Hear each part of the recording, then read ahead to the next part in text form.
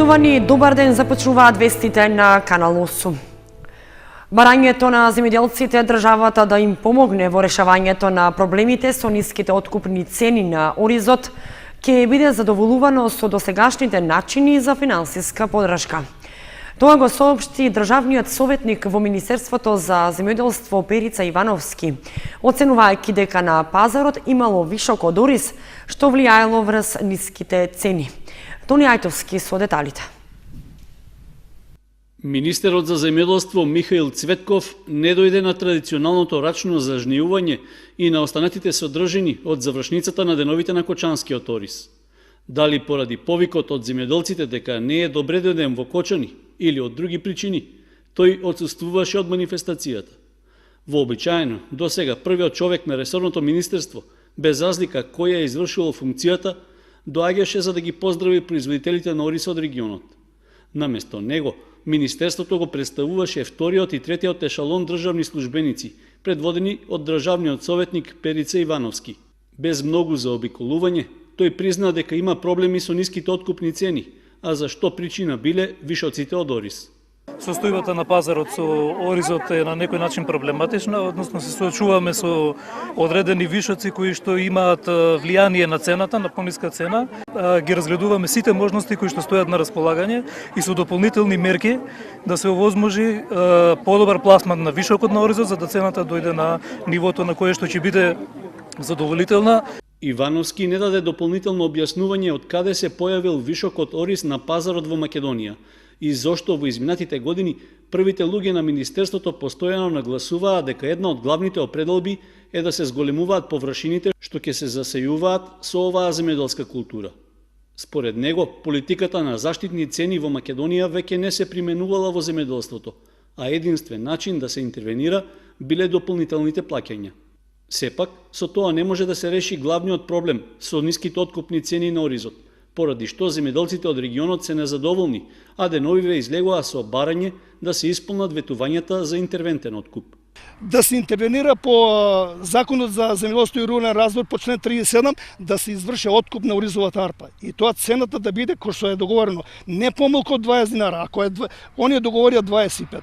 Ако е испод 25, треба државата да дотира до 25 динара како што се обеќали. Иначе во друг случај не гледаме веќе опстанок за земјоделците. Причината што земјоделците очекуваат ваква помош е што пред неколку месеци добија ветување од и државата ќе се ангажира да им помогне со интервентен откуп. Веднаш кога ќе го промениме и кога ќе законот и кога ќе ја вратиме на листата на стоки од стратешко значење оризовата арпа, и кога законот ќе биде донесен во собранието, дека ќе пристапиме со реализација на таа мерка, да набавиме количини кои што ќе ни бидат потребни за државни резерви. Досега немаше измени во законските одредби, а со оглед на периодот на распуштање на парламентот и престојните избори, најверојатно земјоделците ќе мораат да се снаоѓаат на друг начин за да ја поминат зимата. Освен зажнејувањето и вршидбата на оризовата нива, многу активности се одржаа во Кочани за време на 25-тите денови на Кочанскиот ориз. Настапија децата од градинките и од сите 5 основни училишта од Кочани. А во етно куќата се одржа прием на делегациите од странство, кои што беа присутни на манифестацијата. Во паркот пак концерт одржа групата Љубојна и Џамбо Агушев. Овогодишната жетварска убавица на Кочани Сандра Петрова прва го изведе традиционалниот обичај рачна жетва на ориз со срп. Со песна продолжија членовите на Сдруженијето на пензионери од Кочани, кои што ги презентираа сите обичаи поврзани со жетвата на оризот, собирањето на оризовиот клас и вршидба на гумно. Настанот, кој што предизвика голем интерес кај граѓаните од регионот, го следеа гости и учесници на манифестацијата Денови на Кочанскиот ориз, како и голем број посетители. Освен зажнејувањето кое што беше на последниот ден од одржување на манифестацијата, во етно куќата во Кочани се одржа прием на делегациите и гостите од странство, на кои што гостите може да вкусат дел од јадењата со ориз. Нашето дружење во оваа година остварува 10 години од постоењето спротивувањето. Прв пат доаѓаме на овој етнички фестивал. Имавме прилика да видиме вашата култура, вашиот начин на прославување и многу ни се допаѓаше. Таких меропријатија нам очень понравилось. Веќе дуги низ сораѓа. Долго соработуваме ние од Крижевци, Република Хрватска, со вас во Кочани. Сакам да ви принесам голем поздрав од нашиот градоначалник и да ви ја честитам 25 годишнината од манифестацијата и повторно да ве поканам да бидете и вие наши гости кај нас во Крижевци. Позивам вас поново да доđете у град Крижевци. На ист начин беа примени и останатите гости од сите земји кои што беа присутни на манифестацијата.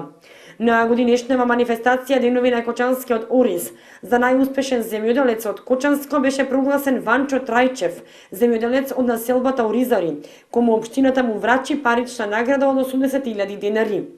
Пред кочанчани во паркот на Револуцијата настапија децата од детската градинка Павлина Велјанова, децата од музички бранови, како и децата од сите 5 основни училишта од општината и хорот на основното музичко училиште Ристо Јоруков. Свој настап имаше и групата Љубојна и оркестар Џамбо Агушев, со што и заврши манифестацијата. Само Кочански Орис се јаде во нашата куќа, апсолутно. Се чувствувам многу пријатно, како што гледате, обкружена сум со кончанчани. Мислам дека денес успеавме грам сонце да донесеме во градов на ова облачно време. Драго ми е во секој град на Македонија да се чувствам навистина различно и посебно и ми е драго што барем еве за оваа прилика успевам да дојдам, да ве посетам, да ве видам, малку да осетам и од оваа атмосфера и благодарам на поканата секако. За време на одржувањето на концертот на Љубојна, сите посетители и граѓани можеа да вкусат дел од подготвените специјалитети со ориз, кои што на штандови се делеа во паркот на Револуцијата. 18-годишната Сандра Петрова од Кучани е четврска убавица за 2016 година. Така одлучи жири комисијата на изборот, со што и почнаа главните содржини од манифестацијата Денови на Кочанскиот Орис. За забавниот дел се погрижија спектакуларните Teddy Lion Selection од Пореч, Република Хрватска. Во конкуренција од 14 преубави девојки на традиционалниот избор на жетврска убавица, жири комисијата имаше тешка задача да ја избере најубавата. Престижната титула жетврска убавица на Кочани за 2016 година ја понесе 18-годишната Сандра Петрова од Кучани, ученичка во средното општинско училиште Гошове Кентиев. Инспирација за да се пријавам е повеќе од моите другарки. Тие ме потикнаа за ова и многу сум возбудена што ја земав првата награда. Со моите две придружнички во недела ќе се обидиме да го представиме во добро светло Кочани. За прва придружничка беше избрана Јована Михаилова, а за втора Тања Серафимова. За мене мотивација беа моите пријателки, но и затоа што сакам да учествувам во вакви манифестации. Добро, дали си задоволна со прва придружничка, со второто место всушност? Па навистина е голема привилегија да бидам прва придружничка на жетварската убавица. Јас знам да подготвувам јадење од ориз, а омилено ми е пилав. Најголема мотивација ми беше тоа што сакав да бидам дел од ваква манифестација за нашиот град. Од јадењето со ориз најмногу сакам ориз со Рио.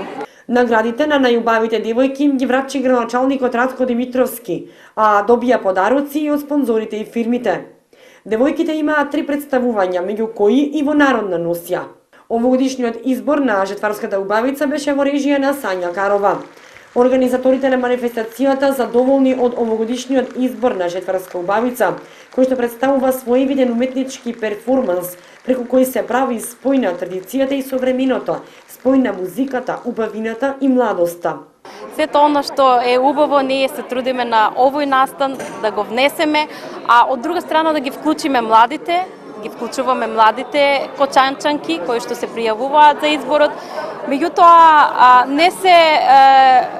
не се свртуваме само кон убавината, туку и кон нивните таленти, кон нивните способности, кон нивните знаења за оризот. Значи сакаме да го направиме тој спој и убавата девојка, жетварската убавица, едноставно со гордост да ја носи титулата не само со убавината, туку и со знаењето, со талентот, со способноста. За забавниот дел се погрижија спектакуларните Teddy Lion Selection од Пореч, Република Хрватска. поред сите градови кај што свиреме сите земји во странство и пошироко странство, да кажам, пола свет, кога свириме овде во Кочани, најубаво ни е. Не знам зошто, осеќаме некоја посебна вибрација. Имаме многу пријатели. Мене тука секоја улица, секој ќоше ме потсеќа на мојата младост и имам некоја посебна вибрација која ме тера да најдобро да свириме, да бидам најдобар. Жетварската убавица Сандра Петрова ја ужнеа првата ракатка ориз на традиционалната жетва и обичајот за жнејување, што годинава се изведе на нива на Грдовски пат, со што и официјално беше означен стартот на жетвата на оризот.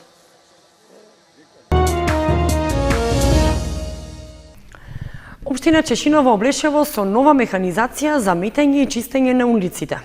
Истата е донација од германската амбасада, чии представници ја предадоа на општината и комуналното предпријатие. Представници од амбасадата на Република Германија во Република Македонија при денешната посета на општина Чешиново Облешево извршија примопредавање на машина за метење на улиците. Машината е набавена со финансиска подршка од амбасадата и истата е во вкупна вредност од 363.300 динари. Оваа машина е дадена на користење на комуналното јавно предпријатие во Облешево. Многу сме среќни што во општина Чешиново Облешево поддржавме еден ваков корисен проект кој што пред се ќе служи да се зголеми безбедноста на патиштата кои што се во зимските месеци, односно и по жетвата, кои што се валкаат од кал и од различни други материјали. Ќе биде доста корисно за користење во нашата општина, во наши средини, за чистење на локалните патишта, на уредените стази, бекатонски и слично.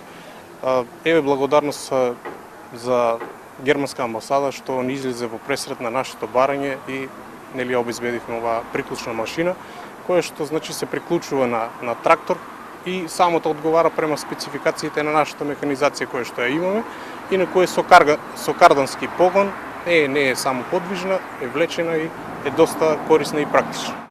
Како партнери со германската амбасада, оваа машина ќе ни служи за поголема хигиена или по-чисти патишта и на локално ниво, и на регионално ниво. Самите знаеме дека пред жетвата или за време жетвата имаме ние доста искачкани патишта кои настануваат доста незгоди и сообраќајки. Со оваа машина мислиме ќе го зголемиме безбедноста на сообраќајот и воедно ќе добиеме почиста општина и се надеваме дека и понатаму ќе продолжиме да се работуваме. Машината ќе биде ставена во употреба и ќе помогне во решавање на ваквиот тип проблеми во општината, а со тоа ќе придонесе и за поголема безбедност во сообраќајот во општина Чешиново Облешево. За време на одржувањето на традиционалниот кочански панаѓур ќе има изменет режим на сообраќајот по околните улици. Од полициската станица Кочани најавуваат дека сообраќајната полиција ќе врши контрола и регулирање на движењето на возилата во текот на деновите кога ќе се организира панаѓурот. Полициската станица од Кочани најавува дека за време на кочанскиот панаѓур од 19 до 23 октомври ќе биде воведена времена измена на режимот и условите на сообраќајот на улиците Скопска и 4-та македонска бригада. Со тоа ќе се спроведат активности за намалување на метежот што се создава по овие и блиските сообраќајници, односно ќе се обезбеди движење на возилата и пешаците на локацијата во местноста Текешински Лозија. Од полицијата најавуваат дека улицата Скопска, кај крстосницата со улицата 4-та македонска бригада и улицата 4-та македонска бригада ќе бидат исклучиво за движење на пешаци. Исто така на улицата Охридска сообраќајот ќе се одвива во еден правец, и тоа југ-север, поради зголемената фреквенција на возила и заради безбедно и нормално одвивање на сообраќајот. Целокупниот сообраќај на возила ќе биде пренасочен по околните улици, а од полицијата упатуваат апел до возачите и другите учесници во сообраќајот да ги почитуваат определените измени во режимот на движење додека трае манифестацијата. Сдруженијето на слепи и слабовидни лица од Кочани го одбележа 15 октомври, светскиот ден на белиот стап. По тој повод се одржа заедничка средба со нивните бугарски колеги од Благоевград, а беше организирано и стручно предавање за справување со шеќерната болест. Меѓуопштинското здружение на слепи лица од Кочани на средба со своите пријатели и колеги од Благоевград, Република Бугарија, го одбележа 15 октомври, меѓународниот ден на слепите и слабовидни лица, односно денот на белиот стап. Средбата се одржа во црквата Свети Јоаким Осоговски во селото Јакимово, каде освен дружењето за присутните беше организиран и свечен ручек. Од средбата членовите на здружението упатија апел и барање до јавноста да се запознае, а општеството да се обврзе дека треба и слепите да ги прифати како рамноправни членови на заедницата со сите граѓански права и човекови слободи. Сите институции во државата да посветат повеќе внимание, посебно кон лицата со оштетен и изгубен вид, за нивно вработување и во јавната администрација, како и во другите останати институции во кои што јас мислам и знам дека можат и лицата кои што се потполно слепи да ги обавуваат своите работни обврски како луѓе.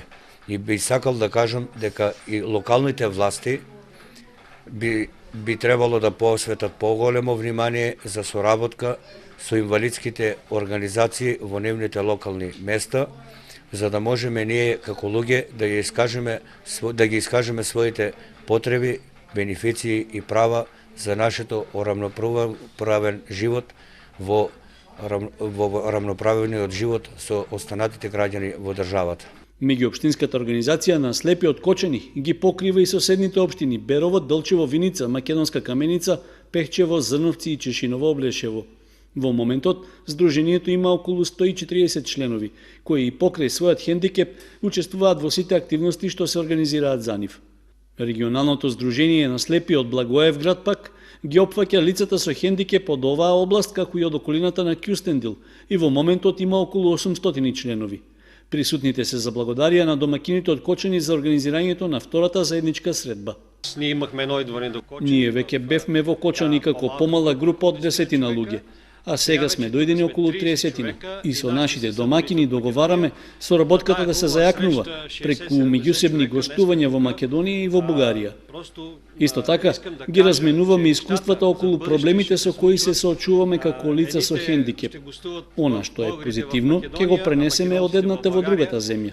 Ќе си помагаме и ќе ги зајакнуваме меѓусебните контакти. На средбата по повод одбележувањето на денот на белиот стап беа представени активностите на музеот Теракота од Виница, а се одржа и стручно предавање за заштита од шеќерната болест, како најчест причинител за слепилото.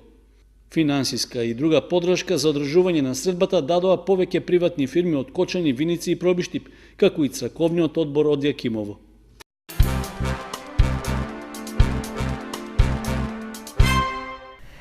Отворени денови со граѓаните на Кочани организираше акционерското друштво за изградба и стопанисување со стамбен и деловен простор од значење за Република Македонија. Граѓаните најмногу се интересираа за изградбата и доделувањето на станови наменети за социјално ранливите групи.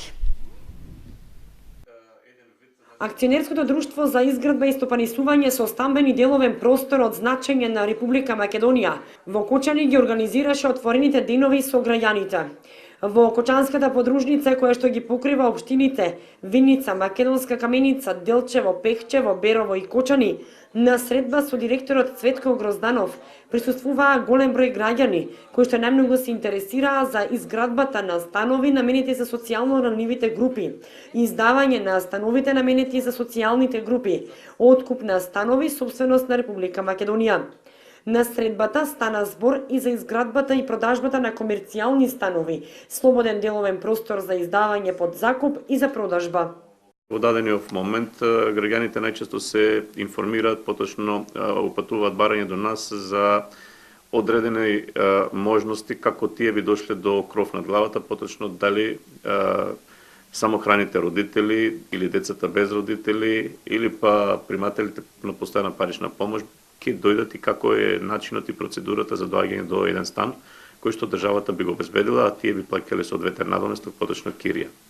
Грозданов истакна дека социјалната зграда со 43 станови во Кочани веќе е готова и на истата е направен интерен технички прием, пошто се очекува да биде доделена на Министерството за транспорт и врски за понатамошна распределба до крајните корисници во соработка со Министерството за труд и социјална политика.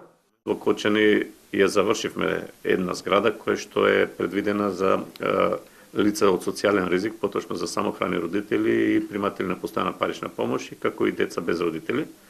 Со тоа што извршена е во моментов интерниот технички прием, се очекува да се изврши техничкиот прием, а и подоцна да биде оваа зграда предадена во употреба на Министерството за транспорт и врски, каде што ќе се изврши ждребањето, поточно оние кандидати кои што ќе освојат најповеќе поени, поточно на кого најповеќе ќе му биде потребен.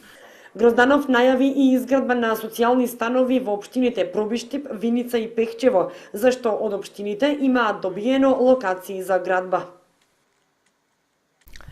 Преку креативни изработки и подготовка на здрава храна, учениците и вработените во Основното училиште Свети Климент Охридски во Облешево го одбележаа Светскиот ден на храната 16 октомври. Ја спроведува кампањата Здрава храна за детство без мана.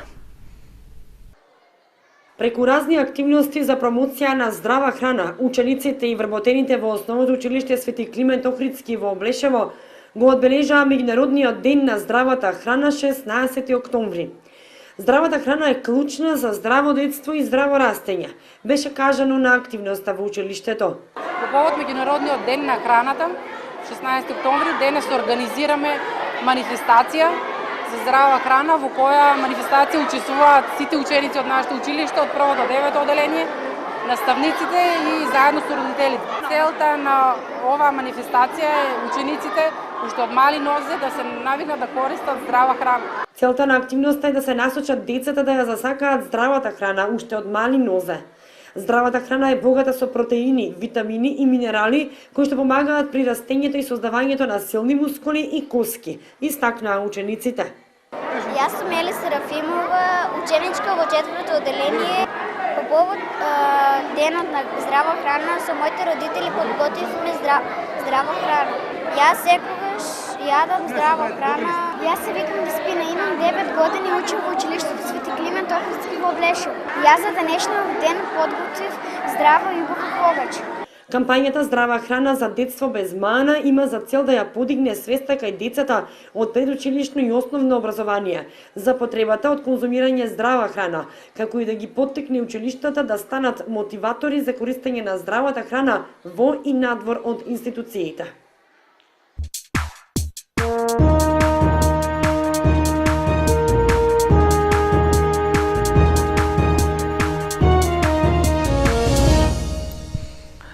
Следуваат информациите од спортот. Викендов се одиграа надпреварите во правенството на третата фудбалска лига Исток, при што Осогово победи на домашен терен.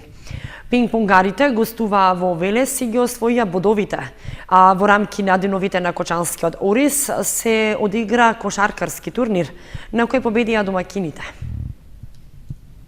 Иако за викендов беа закажани, не се одиграа надпреварите од петото коло во правенството на првата фудбалска лига за жени.